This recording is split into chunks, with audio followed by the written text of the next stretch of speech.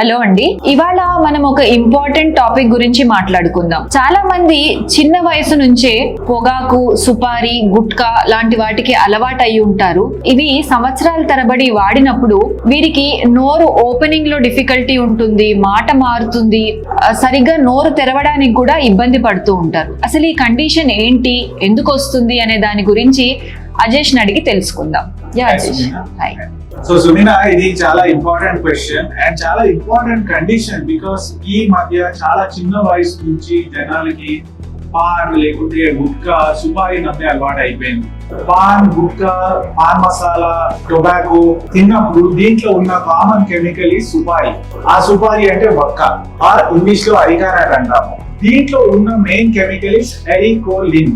ఎరికోలిన్ ఏం చేస్తుందంటే బాడీలో ఉన్న కొల్లాజన్ ఫైబర్స్, ఎస్పెషల్లీ నోట్లో ఉన్న కొల్లాజన్ ఫైబర్స్ ని పెంచుతుంది.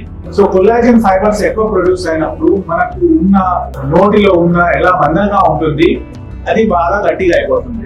ఆ కండిషన్ ని మేము ఓరల్ సబ్మ్యూకస్ ఫైబ్రోసిస్ అంటాము. అది చాలా స్లోగా స్టార్ట్ అవుతుంది. చూడడానికి స్టార్టింగ్ స్టేజెస్ లో పీపుల్ కి హార్డ్లీ నోట్లో మంటగా ఉండడం, స్లోలీ నోట్ తెరవడానికి ఇబ్బంది పెరుగుతుంది, నోట్ అసలు తెరవలేకపోవచ్చు, హార్డ్లీ ఒక ఫింగర్ కూడా నోట్లో వెళ్ళకపోవచ్చు. ఒక నార్మల్ పర్సన్ తో అట్లీస్ట్ ఒక 4 ఫింగర్స్ మనకు మౌత్ ఓపెన్ అవ్వాలి, కానీ స్లోలీ అది 4 నుంచి 3 నుంచి 2. దానివల్ల ఏమవుతుందంటే వాళ్ళు నార్మల్ ఫుడ్ మనలాగా తినలేకపోవచ్చు, సాలిడ్ ఫుడ్స్ నుంచి లిక్విడ్ ఫుడ్స్ వచ్చేస్తారు. సో ఈ ప్రాబ్లమ్స్ ఉన్నాయి. దీనికంటే ఇంకా ఎక్కువ ప్రాబ్లం ఏంటంటే ఆ కొల్లాజన్ ఫైబర్స్ బాగా ఫామ్ అయినప్పుడు థిక్ ఫైబ్రస్ బ్యాండ్స్ ఫామ్ అయిపోతాయి. అవి ఇర్రివర్సిబుల్ చేంజ్. రబ్బర్ బ్యాండ్ ఎలా ఎలాస్టిక్ గా ఉంటుంది, ఇప్పుడు గట్టిగా అయినప్పుడు అది మనం రివర్స్ చేయలేము. ఈ ఓరల్ సబ్మ్యూకస్ ఫైబ్రోసిస్ కూడా ఒక సిమిలర్ కండిషన్.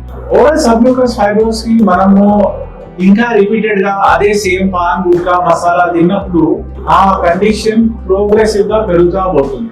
సో ఇట్లా నోరు తెరవడానికి ఇబ్బంది అవుతుందని చెప్తున్నారు. మరి దీన్ని ట్రీట్ చేయొచ్చా వీళ్ళని మందులతో, లేదా ఏదైనా సర్జరీతో తిరిగి మళ్ళీ నార్మల్ కండిషన్ కి తీసుకురాగలమా? ఒకసారి మనము రబ్బర్ బ్యాండ్ ని ఎలాస్టిసిటీ పోయిందంటే అది మళ్ళీ రిటర్న్ వస్తున్నాం. సో సిమిలర్ గానే మన నోట్లో ఉన్న టిష్యూస్ ఎలా మందంగా ఉంటాయి, సాఫ్ట్ గా ఉంటాయి, అది ఒకసారి గట్టిగా అయినప్పుడు అది నార్మల్ టిష్యూ లాగా మనం రివర్స్ చేయలేము. దీనికంటే ముఖ్యంగా ఇంకా important thing is oral submucous fibrosis is a pre cancerous condition. అంటే దాన్ని మనం అలానే నెగ్లెక్ట్ చేసామంటే 7 to 13% దీంట్లో క్యాన్సర్ వచ్చే అవకాశాలు ఉంటాయి. సో ఓరల్ సబ్మ్యూకస్ ఫైబ్రోసిస్ ఉన్నప్పుడు ఆర్ డెవలప్ అవుతున్నప్పుడు మోస్ట్ ఇంపార్టెంట్లీ మీరు ఎటువంటి టొబాకో, గుట్కా, పాన్ మసాలా, సుపారీ వక్క తినే అలవాటు ఉంటే అది ఫస్ట్ ఆపేయడం.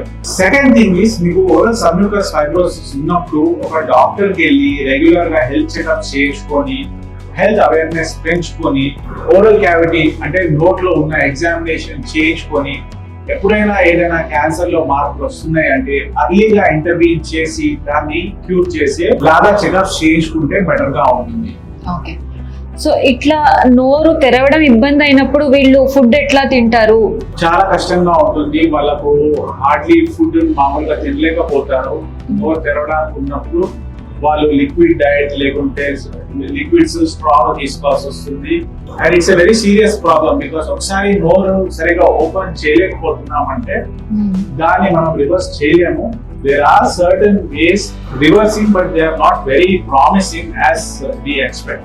సో మీరు చెప్తున్నదంతా వింటే ఈ సిచ్యువేషన్ ఎంత సీరియస్ మనకు తెలుస్తుంది. సో ఇలాంటి కండిషన్ ఉంది అని మన యంగ్ జనరేషన్, యంగర్ కిడ్స్ కి అవేర్నెస్ కలిగించడం ఎంతో ముఖ్యం.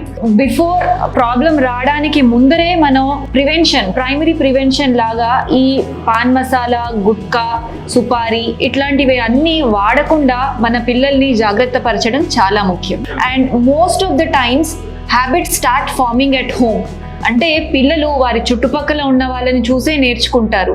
కాబట్టి సరే నాకేమీ అవ్వకపోవచ్చని మీరు భావించవచ్చు, కానీ మీ నెక్స్ట్ తరం పిల్లలకు ఇటువంటి హ్యాబిట్స్ రాకూడదు అనుకుంటే ఇంట్లో మన చుట్టుపక్కల మనం స్వయంగా కూడా ఇట్లాంటి అలవాట్లను మానుకోవడం చాలా ముఖ్యం.